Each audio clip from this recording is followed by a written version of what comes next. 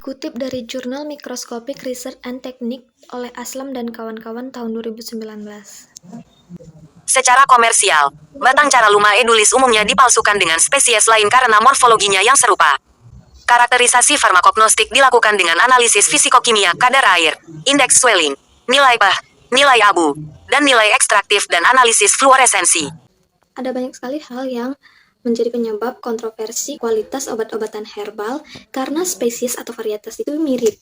Hal itu disebabkan karena semakin berkembangnya kecanggihan pencampuran obat. Fisikokimia itu meliputi kadar air, indeks swelling, nilai pH, nilai abu, dan nilai ekstraktif, dan analisis fluoresensi. Sangat penting dalam menetapkan standar mikroskopis dan farmakope untuk identifikasi dan autentifikasi di masa mendatang.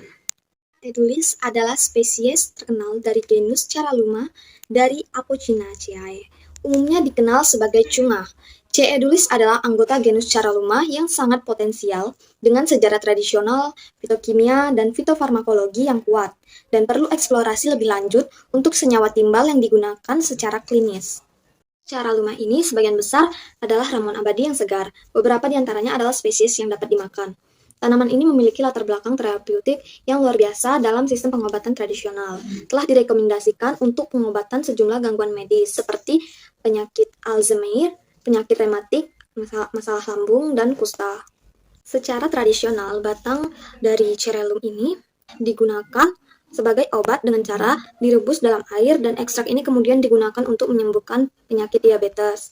Dalam hal ini, ekstrak tanaman menunjukkan aktivitas antioksidan dan analgesik yang kuat terhadap peradangan, serta edema telinga yang dimediasi silen sebagai efek topikal. Efek farmakologis ini sangat didukung oleh adanya fitokimia bioaktif yang berbeda di dalam tanaman. Kelompok senyawa ini termasuk sterol, terpenoid, flavonoid, dan glikosida pregnana. Diambil dari buku Farmakognosi jilid 1. Nah, dalam pembentukan serbuk simplicia yang pertama yaitu membersihkan bahan-bahan asing atau bahan kotor dari bahan. Nah, itu dilakukan dengan menyesuaikan bahannya, lalu dikeringkan dengan suhu yang disesuaikan juga dengan bahannya. Selanjutnya dihaluskan lalu diayak.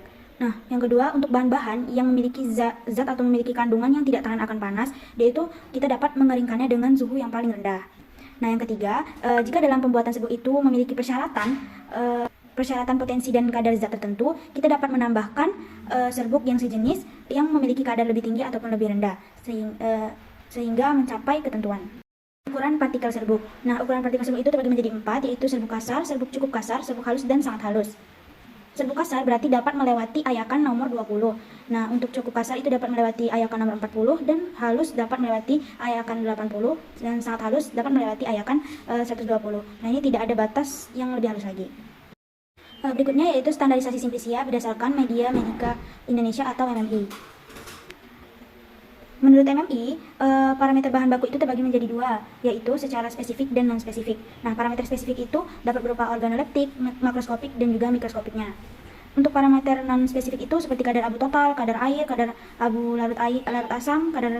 Dapat dilihat dari jurnal yang saya dapatkan dari PubMed ini, bahwasanya parameter fisikokimia itu dapat berupa kadar air, kadar abu tidak larut asam, kadar tidak larut air, dan kadar larut air. Lalu pada jurnal ini kita dapat mengetahui untuk memperkirakan komposisi kimia dalam proses standarisasi dan aktivitasnya itu dapat dilakukan dengan cara in vitro dan juga in vivo.